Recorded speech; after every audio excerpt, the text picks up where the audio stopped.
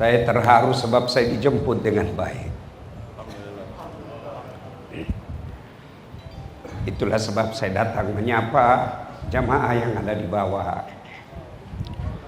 Saya senang lihat adik-adik saya yang mau dengar ceramah saya.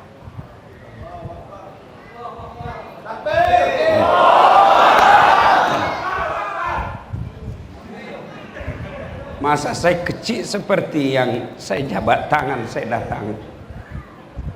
Saya tidur di masjid.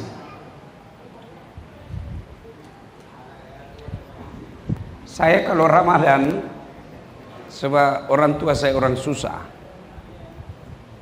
30 malam saya bermalam di masjid. Kalau masuk Ramadan, bertahun-tahun saya lakukan itu semenjak saya kecil sampai sekolah atas. Allah bagi saya balasan. Bukan saya hebat, bukan saya jago, tapi Allah angkat derajat saya. Tak pernah saya bayangkan saya boleh sampai disandarkan batu sapi ini, disambut dengan senang, semua orang gembira, mulai dari atok-atok sampai anak-anak. Itulah karena saya hidup di masjid. Maka pesan saya, makmurkan masjid ini. Tidak ada kehinaan, tidak ada kesengsaraan, tidak ada kesusahan bagi orang yang memakmurkan masjid. Tuan-tuan yang punya anak cucu, bawa dia ke masjid. Tadi yang memandu kereta, saya bilang, jadi orang tua mesti kau ajar anakmu, bawa dia ke masjid. Kalau kau lahirkan dan kau tidak bina, tidak didik, apa bedamu sama kambing? Kalau kau tidak bina anakmu, apa bedamu sama sapi? Kau keluarkan saja, pergi kau. Itu sapi dan kambing. Manusia mesti dia bina anaknya, mau dia kawal anaknya, bawa dia ke masjid. Jangan kasih makan uang haram, tengokkan dia barang-barang baik. Jangan kau perdengarkan sesuatu yang batil. Insya Allah anakmu akan mengangkat derajatmu.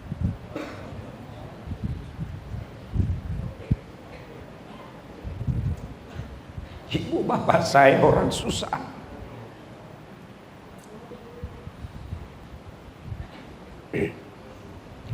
Saya lihat ibu saya bagi makan bapak saya nasi, yang dibagi berat garam, tidak ada ikan. Tapi bapak saya tidak pernah mengeluh dan tidak pernah ganggu orang. Tanahnya diambil oleh keluarga sendiri. Dia cakap, tak payah kau tidak akan mati, sembah Tuhanmu. Bapak saya marah kalau saya tidak sholat. Bapak saya pasti ngamuk kalau anaknya tidak sholat. Maka tuan-tuan, bila nak punya anak yang baik, ajak ke masjid. Selebihnya serahkan kepada Allah. Kalau kau bagi saja handphone, kau bagi saja duit, kau bagi saja baju, kau tidak ajar sholat, dia makin besar makin bikin susah kau. Kalau kau cuma bagi makan, tidak kau ajar agama, sampai dia punya bini sekalipun masih dia kasih susah kau. Tapi kalau kau hantar dia ke masjid, kau ajar dia ngaji, insya Allah dia angkat derajatnya. Kebiasaan bapak saya waktu saya kecil, dia perdengarkan saya ceramah.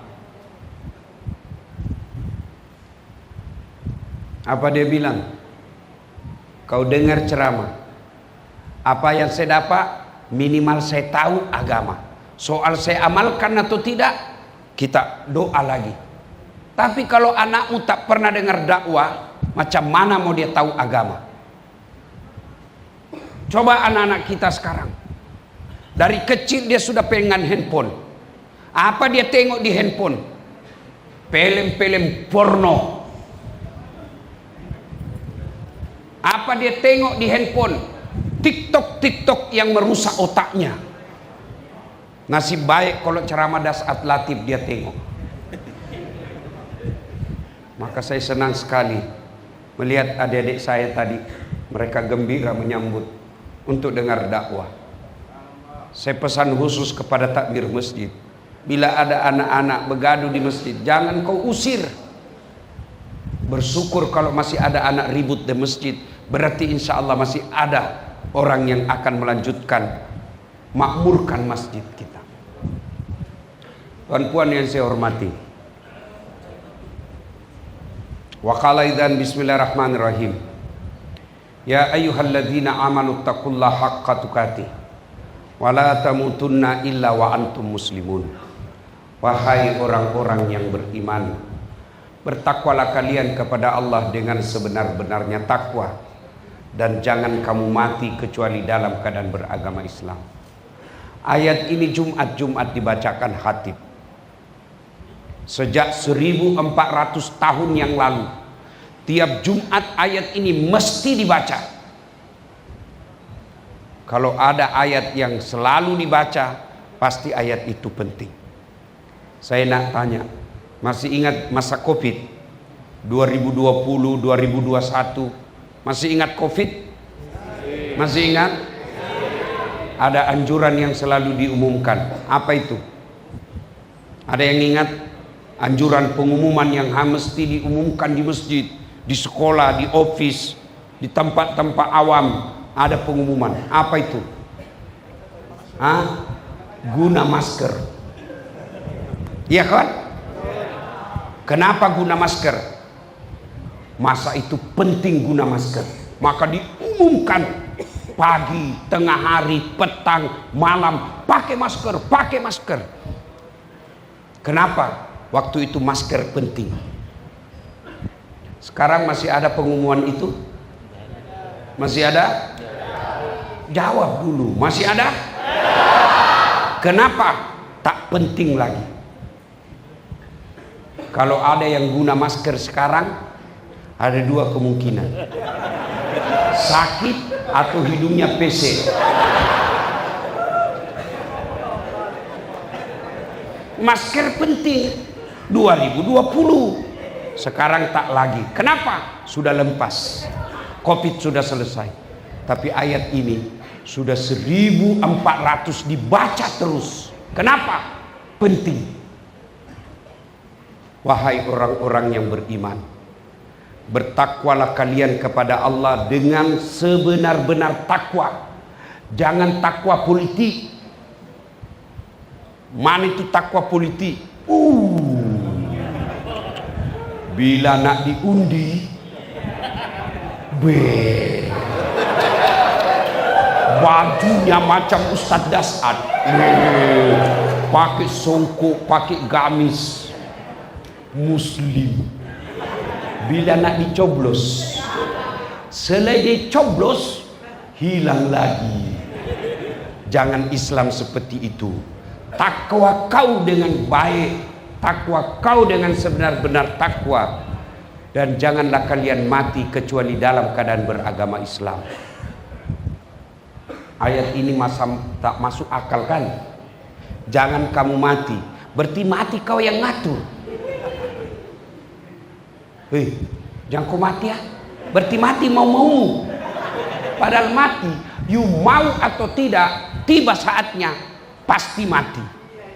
Iya kan? Orang kaya mati, orang miskin mati, raja-raja mati, rakyat biasa mati, datuk mati. Bukan saya bilang datuk, kurang ajar memang ini. Orang kaya mati, orang miskin mati, raja-raja mati, rakyat biasa mati, janda mati. Lagi laju. Semua mati. Semua mati. Mau tua mati, muda mati, kaya mati, miskin mati, artis mati, tentara mati, polis mati, ustaz belakang sikit. Kalau ustaz mati, siapa yang ceramah? Tapi kalau saya tak ada soalan. Tuan-tuan duluan, saya belakang boleh. Atau saya belakang, tuan dulu boleh juga. Berarti maknanya, tuan-tuan, bukan mati yang jadi masalah. Yang jadi masalah, bagaimana kau hadapi mati. Semua pasti mati. Maka mati bukan masalah. You mau atau tak, pasti mati. Berarti yang jadi masalah, illa wa antum muslimun, kecuali matimu dalam keadaan beragama Islam. Ini makna ayat ini. Sampai jam berapa nih?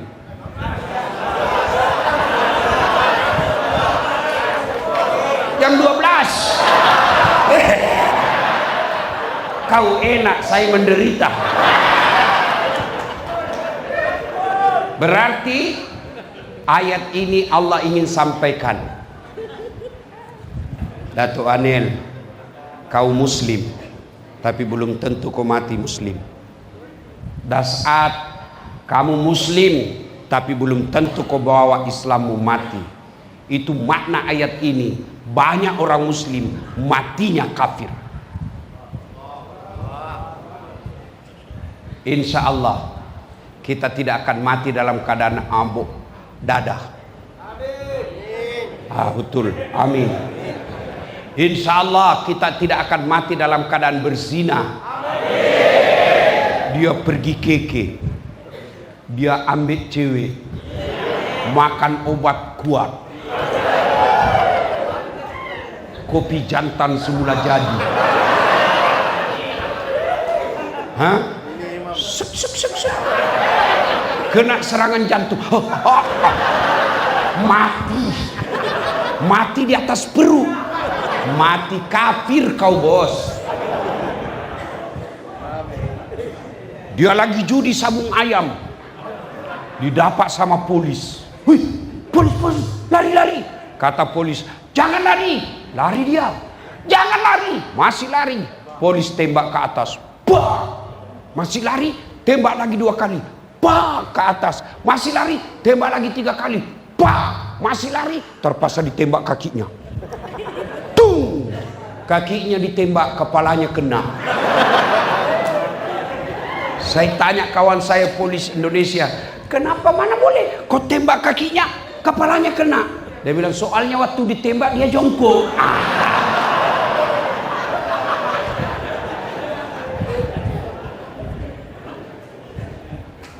Insya Allah kita tidak akan mati dalam keadaan judi.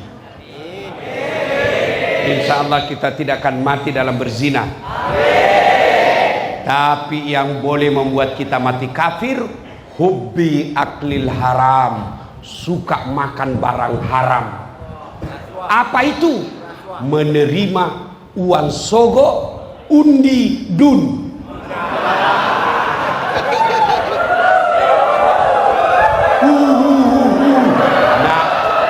Itu semua.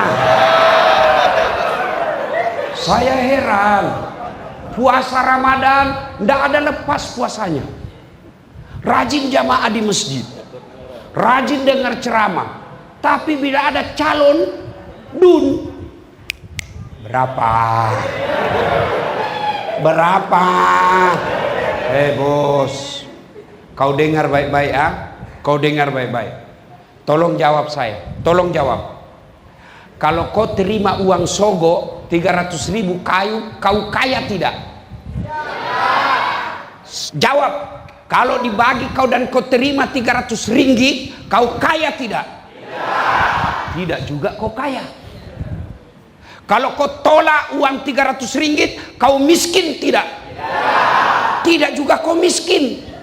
Namun yang pasti, ketika kau terima uang sogo itu, maknanya kau kasih uang masuk, uang neraka ke dalam perutmu. Yang pasti yang kedua, kau pilih orang yang tidak layak untuk menjadi wakil rakyat. Maka kepada calon yang mau diundi, jangan kau sogok rakyat. Kepada rakyat, jangan kau minta uangnya calon. Kau boleh cakap, kalau ada yang datang bawakan kamu, kau boleh cakap, jangan kau hina saya. Memang saya miskin, tapi harga diriku tidak 100-300 ringgit. Itu baru.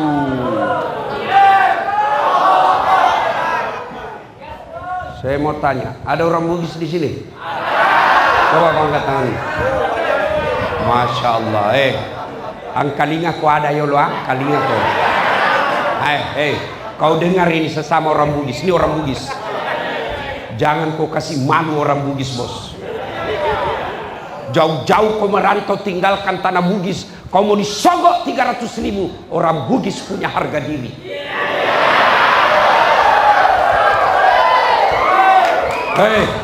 Kau datang di tanahnya orang, kau datang merantau cari nafkah di negeri orang, jangan kau rusak negara orang dengan kau terima uang sogok.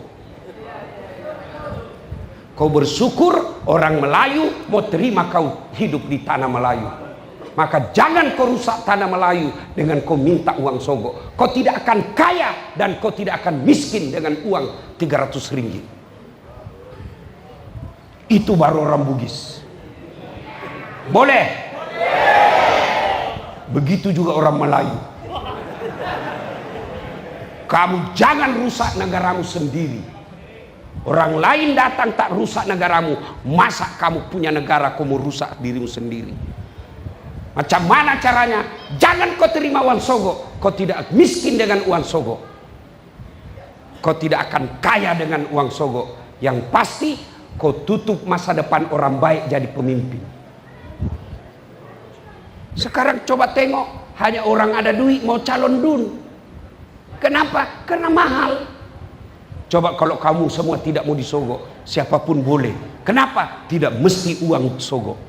Inilah makna ayat, sehingga 1300 mesti diulang-ulang. Ayat ini kenapa penting? Jangan kau makan uang sogok. Bisa? Baru 12 orang. Bisa? Yang dibawa bisa? Ya Allah, dengarlah janji hambamu. Kalau dia ingkar janji pemilihan dun kelak, dia terima uang sogok, buat hidupnya susah dunia akhirat.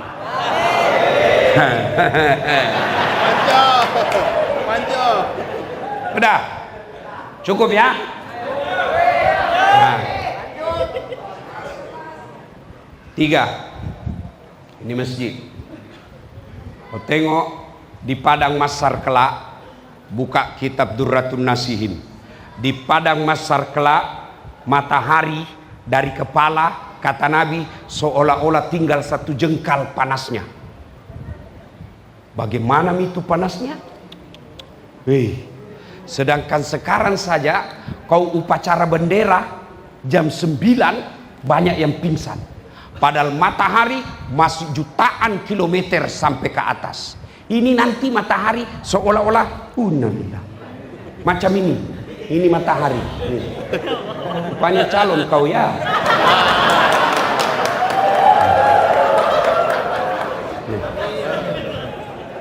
Ini macam ini. Oh, calon juga. Macam ini ya. Anggaplah ini kepala, matahari, kata Nabi, seolah-olah tinggal 1 jengkal. Bagaimana tidak hangus? Tapi waktu itu, kata Nabi, bukan lagi yang menentukan, bukan duitmu, yang menentukan amalmu. Dan saat itu, dari Adam sampai kiamat, berapa triliun manusia bergabung di satu tempat, namanya padang mahsyar. Masa itu kata Nabi, ini mukamu seperti ini, tidak lagi. Boleh jadi makin handsome, boleh jadi makin hancur. Kau tengok nih mukanya Dasat. Pesek, hitam, kecil. Nggak handsome memang. Nggak, kau bohong. Tapi baik juga, saya senang juga. Kalau kawan saya jumpa teman waktu sekolah dasar, kau makin gagah. Saya bilang, saya tahu kau bohong. Tapi tak apa, saya senang juga. Macam itu nanti saya akui saya tidak handsome bos, tapi saya penuh pesona. Mana buktinya? Moko semua foto sama saya toh. Tahu tikus? Tahu tikus? Balau. Tahu balau? Tikus. Tahu tikus? Balau. Tahu balau? Putar-putar sampai pagi lah itu nanti. Tikus, kau tengok itu tikus. Apa sifatnya tikus? Dia suka curi-curi makanan. Siapa tikus? Mereka pejabat-pejabat yang ambil uang negara.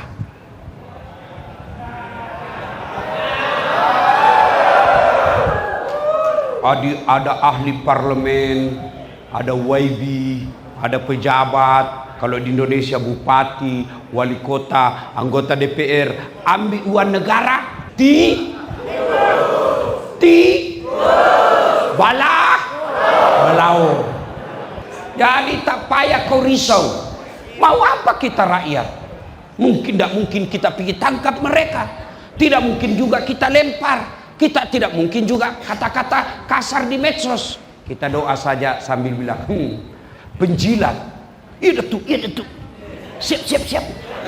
Ini banyak di kawasan lingkar-lingkar penguasa.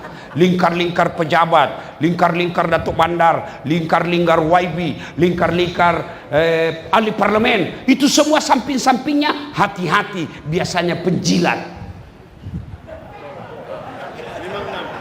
Ngam-ngam kan? Ngam-ngam. Mesti saya cakap benar. Sebab kenapa? Saya tengok di Indonesia banyak begitu. Sama juga. Sama-sama memang Indonesia Malaysia sama-sama Melayu. Serumpun kan? Iyalah, jadi jangan kau marah. Ini karena saya cinta kepada jiran saya Malaysia. Aku pulang dari rantau, bertahun-tahun di negeri orang. Oh Malaysia. Oh itu sekampung saya pergi merantau Malaysia. Balik dia bawa Milo. Apa sih namanya di sini? Rasuah. Di Indonesia penerima sogok pada saat caleg, pemilihan calon legislatif. Kalau di sini dalam masa akan datang saya tak tahu namanya pemilihan DUN. Di Dewan Undangan Negeri. Ini bukan undangan pengantin. Kamu yang bagi duit, termasuk yang ngantar, termasuk yang driver, itu semua kau kena nanti. Misal ada calon, kau pergi bawa ini bagi kau di kawasan ini. Yang kena muka anjing, mulai yang bagi duit. Siapa lagi? Yang terima hantar. Siapa lagi? Driver. Siapa lagi? Yang terima. Saya tidak mau jadi anjing. Kalau kau mau jadi anjing, silahkan kau gonggong sendiri. Jangan kau ajak. Saya mau jadi penghuni sorga. Itu baru best. Oke juga? Ngam-ngam. Boleh tahan Bay Nistas. Saya nak minum dulu. Kita salawat dulu. Salatullah salam.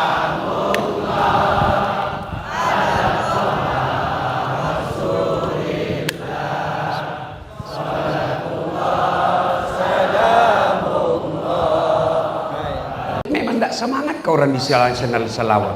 Kalau di Indonesia kencang, keras.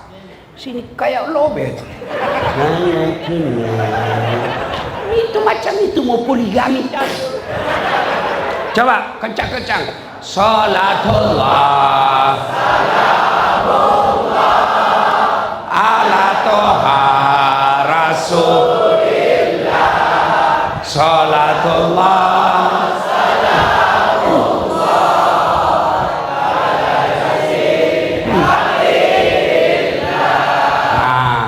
siapa di antara 7 itu? 1, mereka yang memakmurkan masjid. Kita cakap dulu yang pertama. Imamun adil, pemimpin yang adil. Dato Anil, Haji Karim, Arif. Siapa suruh kau tidak bagi namamu dari tadi? Haji Arif, bila Allah takdirkan kamu menjadi wakil rakyat di sini, kau mesti adil. Macam mana adil? 1, adil kalau boleh jangan kau guna uang negara untuk dirimu. Jangan kamu mau dilayan oleh rakyat. Namanya wakil rakyat, dia mesti mewakili rakyat, bukan dia yang dilayan rakyat. Ada orang sekali jadi wakil rakyat mau sombong. Nah, kau jadi wakil rakyat karena rakyat pilih kamu. Namanya wakil. Saya bagi kau contoh ya. Wakil kan bahasanya bahasa Melayunya timbalan kan? Ya, di sini wakil kalau Indonesia. Mana lebih tinggi ketua polis dengan wakil? Mana lebih tinggi ketua polis dengan wakil poli ketua? Mesti ketua. Mana lebih tinggi perdana menteri dengan wakil perdana menteri? Perdana menteri. Mana lebih tinggi ketua rakyat daripada wakil rakyat? Ketua. Maknanya wakil itu rendah. Maka kalau wakil rakyat, jangan kau merasa lebih hebat dari rakyat. Kenapa? Kamu wakil. Ini sekalinya wakil, jalan pun macam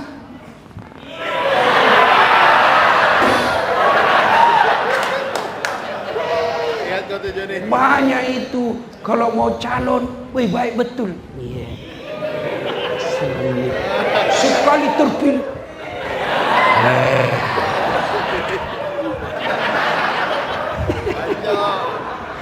Siapa suruh kau undang saya? Hancurlah kau malam ini. Tapi tentu saya tidak mau datang di sini kalau saya tidak tahu beliau orang baik. Ya, orang baik. Ya.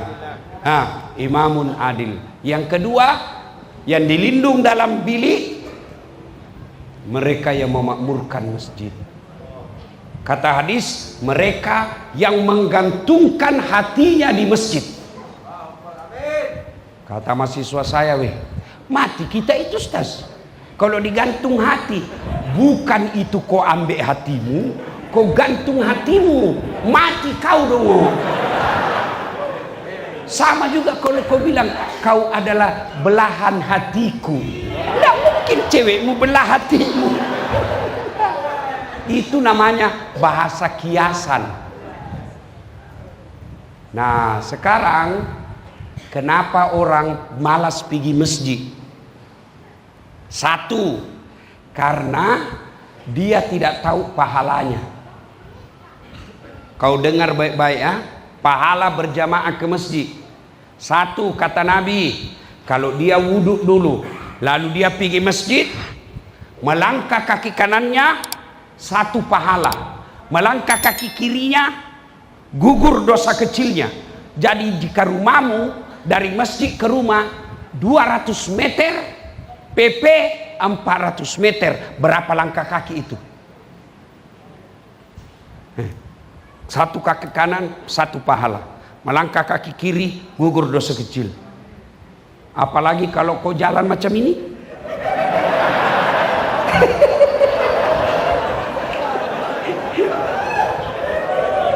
Ya.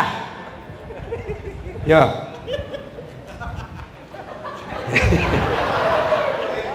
Ya. Melangkah kanan satu pahala, melangkah kiri gugur dosa kecil. 2. Pahala berjamaah. Semua yang kau lewati itu nanti jadi saksi. Tembok, pagar, rumput, tanah, dinding, tegel masjid, karpet, semua jadi saksi. Dia berkata nanti di akhirat, ya Allah, jangan kau masukkan dia neraka, masukkan dia surga. Saya saksinya, dia datang berjamaah di masjid.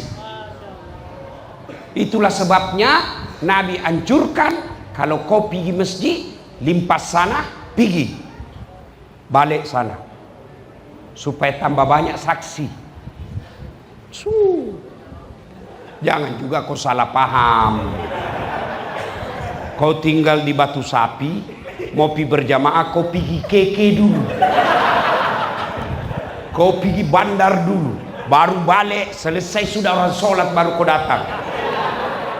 Nah, itulah juga sebabnya Dato', orang kalau berjamaah dianjurkan kalau kau salat sunnah 2 rakaat pindah tempat. Pertama rakaat tahiyatul masjid, Allahu Akbar, di sini. Mau sambung lagi salat sunat qabliyah sebelum rawatib, qabliyah duhur misalnya, kau pindah lagi. Sudah itu pindah lagi, supaya apa? Tambah banyak saksimu di akhirat. 3. Apalagi keutamaan datang berjamaah. Kalau bajunya basah karena hujan, atau bajunya kena debu, maka itu baju yang debu dan baju yang basah itu nanti akan menjadi seperti pelindung agar kau tidak disentuh api neraka. Cuma jangan juga kau salah paham. Sudah dengar begini, hujan, dia tunggu hujan keras, dia buka payungnya. Itu asli belen-belen itu. Ya. Apalagi keutamaan berjamaah. Ini yang paling populer.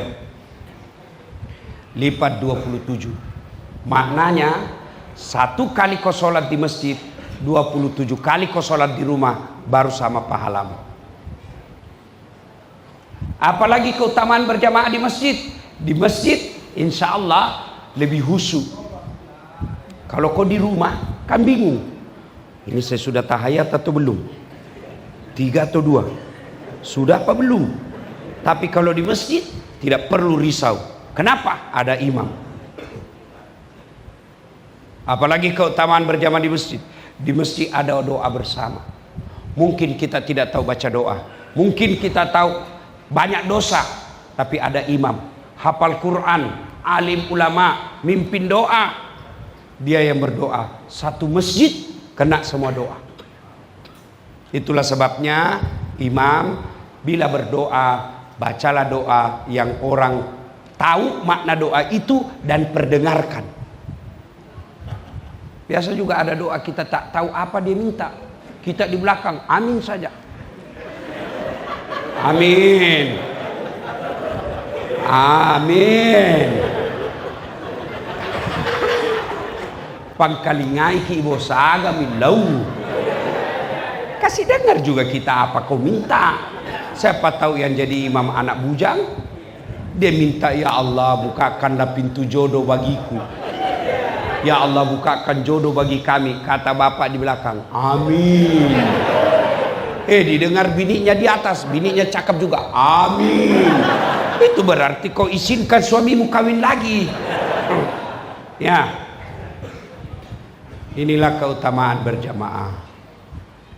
Belum lagi di masjid, insya Allah silaturahmi. Siapa yang mau dipanjangkan umurnya, hendaklah dia bersilaturahmi. Maka datang ke masjid, pahalanya banyak.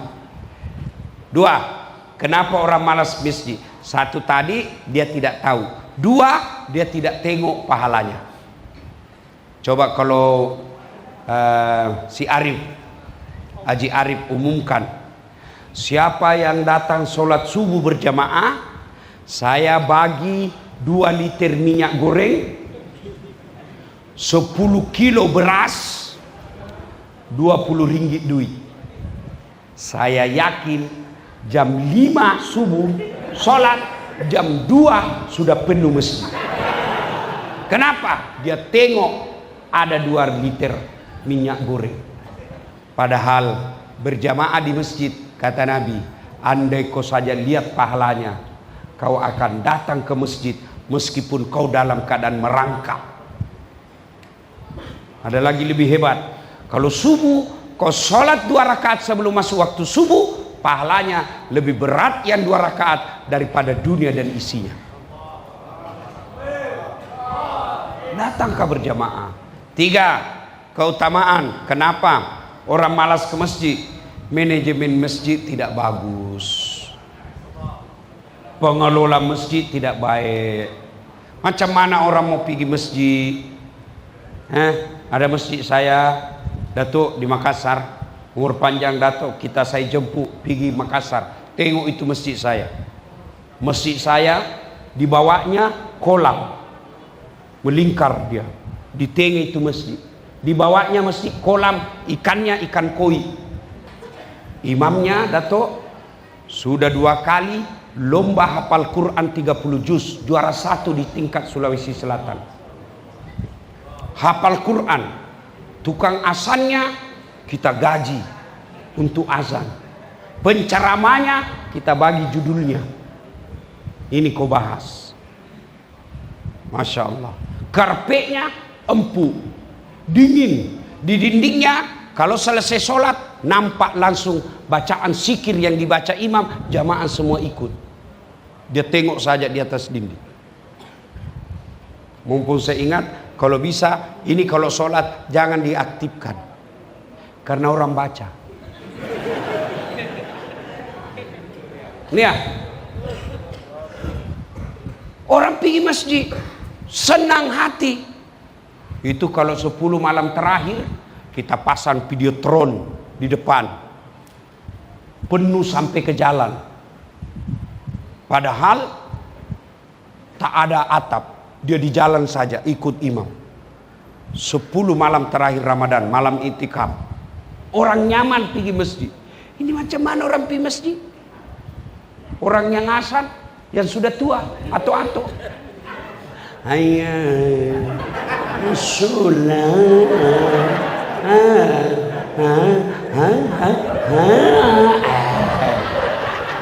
marah orang. Itu lagi azan, itu lagi. Ada begitu di sini?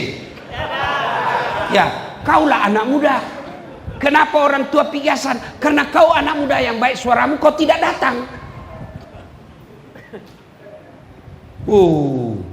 Ada di suatu kawasan, jam 10 pagi dia kunci semua pintu masjid. Pak Ustadz, dia kunci semua. Jam 10 pagi dia azan, Allahu Akbar, Allahu Akbar. Satu kawasan, salah apa ini? Subuh bukan, duhur bukan. Gila ini Pak Ustadz di masjid. Datang itu, berbondong-bondong orang datang marah-marah. Mau dia hentikan, sudah dikunci. Berhenti, tidak bisa berhenti, sendiri dia datang. Dia tengok, selesai sholat dia buka. Ustadz, kau gila ya? Kenapa bilang gila? Andai saja kau bukan ustadz, sudah ku lapor kau di polisi. Bikin gaduh ini kawasan. Kenapa kau azan? Ini duhur bukan, asar bukan, subuh bukan. Kau gila. Kenapa azan begini? Itulah saya heran. Saya azan subuh, Tuhan tidak datang. Saya azan asar, Tuan pun tak datang. Sekali saya azan jam 10, baru Tuan datang semua. Ini yang gila saya atau kau? Tapi jangan kau praktek di sini aja. Jangan pula kau bilang Ustaz kasih contoh. Macam mana orang mau pergi masjid yang azan tidak bagus, ya, karpetnya sudah 7 Muharram, 7 kali lebaran tidak pernah tukar. Begitu kita mau sujud, banyak semut. Woi, beri-beri. Ya, macam mana mau pergi masjid? Dapat lagi imam, sound system, speaker, baru takbir, Allahu Akbar.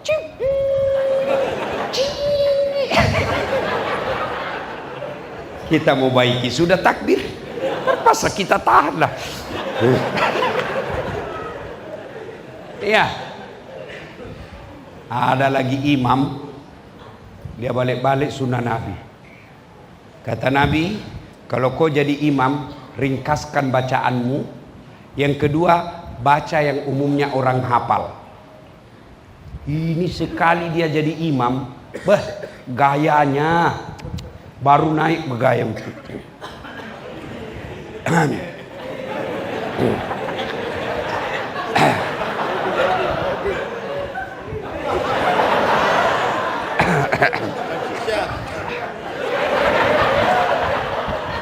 Apa macam? Lama sangat. Allahu Akbar. Ada juga takbir Allahu Akbar, macam dialah penghuni surga terakhir.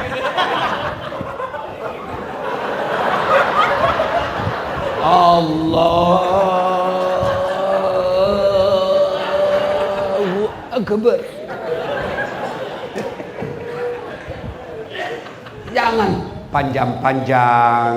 Kata Nabi, pendekkan. Kenapa? Yang di belakang macam-macam jamaah. Ada ibu-ibu yang tahan kentut. Dari tadi dia mau kentut, terpaksa dia tahanlah dia.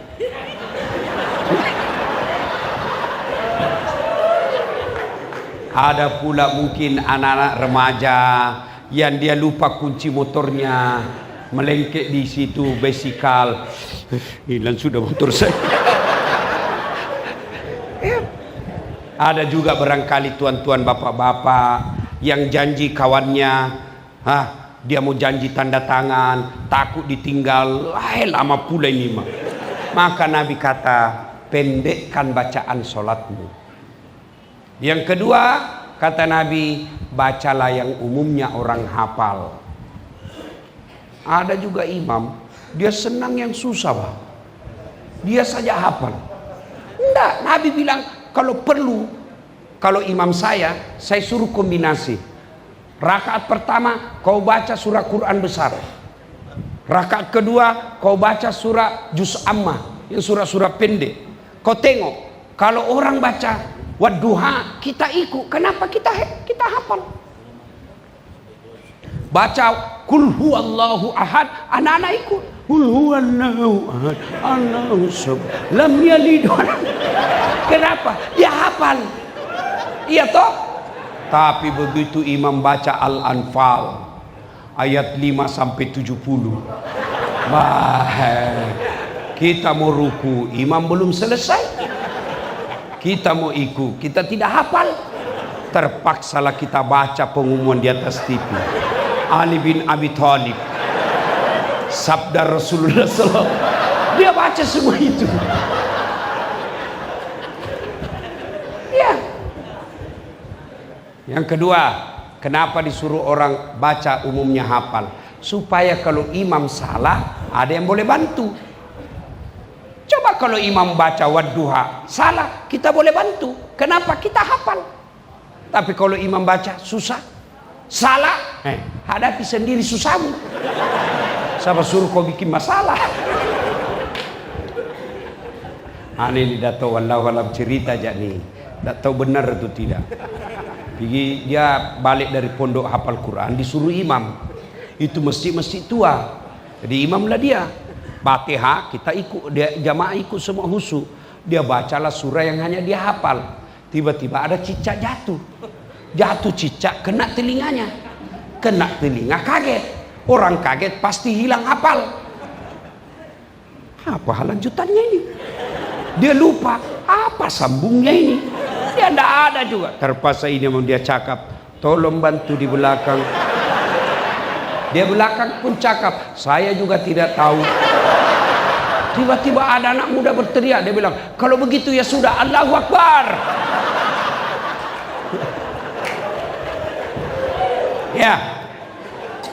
Nah, begitu juga kalau kita jadi makmum. Itu tadi imam. Sekarang makmum. Makmum pun ada aturan-aturannya. Satu, itu di belakang imam tak boleh orang sembarang. Coba kalau kita tengok di Masjid Haram, kalau Imam As-Sudais kata Allahu Akbar, ada yang teriak Allahu Akbar. Sami Allahu Rabbana lakal hamd. Tak boleh orang sembarang. Dia mesti minimal bacanya sama hafalannya imam. Kalau dalam dunia politik, imam Datuk Bandar, ketua apa namanya gubernur, apa di sini kalau gubernur? Nah, PYT. Siapa ini? Ahli parlemen. Kalau salah imam, tegur. Ingatkan dia. Dia punya program yang tidak menyokong rakyat, tegur. Jangan itu, tak payah itu. Ini yang lebih utama. Itu gunanya wakil rakyat. Tegur ketika cara tegurnya bukan dihina. Coba kalau imam salah. Enggak duit. Hei, salah ku imam. Dongo ini. Enggak. Hei, salah. Tidak. Tapi apa dia ucapkan? Subhanallah. Adab. Tegur orang, jangan kau kasih malu. Tegur orang, jangan kau hina. Tapi memuliakan dengan adab. Sudah. Ya. Makmum. Yang berikutnya. Disunnahkan oleh Nabi. Kau pakai parfum. Minyak wangi. Meskipun palsu. Pakai guna. Kenapa? Jangan sampai bau badanmu mengganggu orang. Saya sering dapat itu. Kita sudah, dia datang belakang. Dalam saya sudah tahu ini orang. Wah, mati lagi saya ini. Terpaksa kita.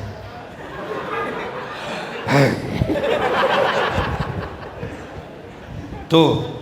Yang kedua, sunnah sikat gigi. Kenapa? Supaya bau mulutmu tidak ganggu orang. Ada juga itu makmum macam dialah paling soleh dalam masjid. Mulai takbir dia ganggu kita. Allah Akbar. Bismillah. Malik. Ini bau mulutnya keluar semua sama kita. Itu adab dalam berjamaah. Nah, Bapak Ibu saudara-saudara sekalian, masjid telah dihadirkan. Sayang kalau tidak dimakmurkan. 7 golongan baru 2. Insya Allah kita lanjut setelah apa lagi itu undi. Kalau Dr. Anil naik, Haji Arif naik lagi dengan izin Allah, barulah kita datang lagi buat pengajian. Insya Allah. Itulah saja tausiah saya, nak berlama-lama tapi waktu yang membatasi kita. Jumpa lagi di lain masa. Lagi sudah 1,5 jam ini bos. Capek saya pak ya. Terus kau kira saya tukang parkir? Terus tambah. Kau kira saya penjual nasi goreng kampung? Tambah lagi cili. Ya, insya Allah. Bila nak mau lagi dengar ceramah saya, kau nonton saja di YouTube. Insya Allah ya. Sebelum saya akhiri, saya belum. Dulu.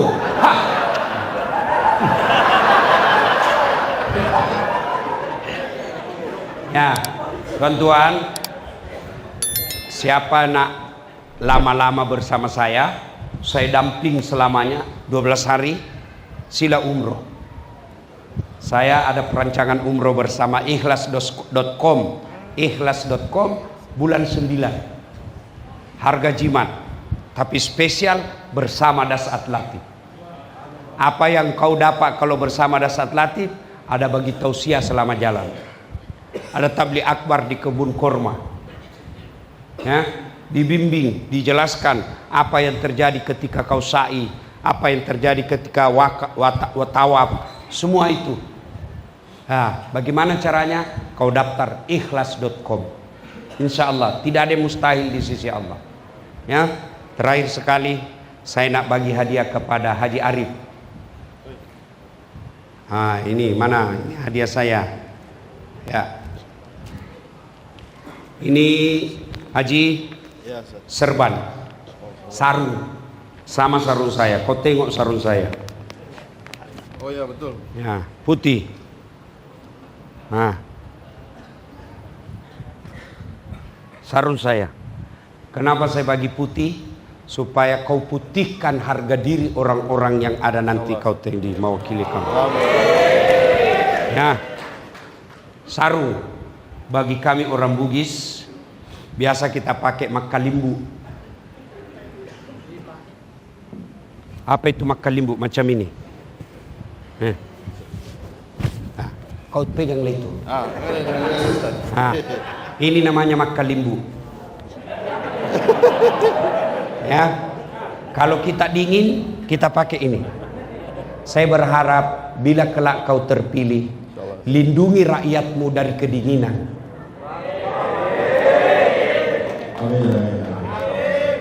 Yang ketiga, sarung ini dipakai menutup aurat supaya kau tidak malu. Maknanya begitu Allah takdirkan kau terpilih jadi wakil rakyat, tutup rasa malunya orang-orang yang ada di kawasan. Malu kalau dia miskin, malu kalau dia jahat, malu kalau dia tidak punya sekolah. Angkat harga dirinya. Begitu. Ini sarung saya. Terima kasih. Terima kasih banyak-banyak. Nah. Saya mau bagi baju, tapi tidak cocok bagi saya. Ya, terima kasih. Saya juga nak bagi baju, ya, kepada Samsul. Nah, mana dia Samsul? Nah, ini yang drive mobil selama saya di sini. Orang Bugis juga. Nah, saya bagi baju. Nah, ini tak ada dijual. Kau tengok, tak ada dijual. Nah, saya bagi baju untuk Tuan Samsul. Mana si Rais? Dia juga bantu saya selama di Sandakan. Salah satu ciri orang Islam, jika dia bertemu memberi hadiah, minimal hadiahnya adalah doa. Kira ko Rais. Nih. Terima kasih. Kasih. Yang lain kalau saya bagi kau semua, habislah saya ini. Kau doakan saja, mudah-mudahan Ustadz sehat walafiat. Dimurahkan rezeki, dipanjangkan umurnya, boleh lagi datang ke tempat ini. Terima kasih atas segala perhatian. Mohon maaf atas segala kekurangan. Usikum wa nafsi bitaqwallah. Fastabiqul khairat. Assalamualaikum warahmatullahi wabarakatuh. Waalaikumsalam warahmatullahi wabarakatuh. Diharapkan ketika kami dan yang Tuan Guru ataupun Ustaz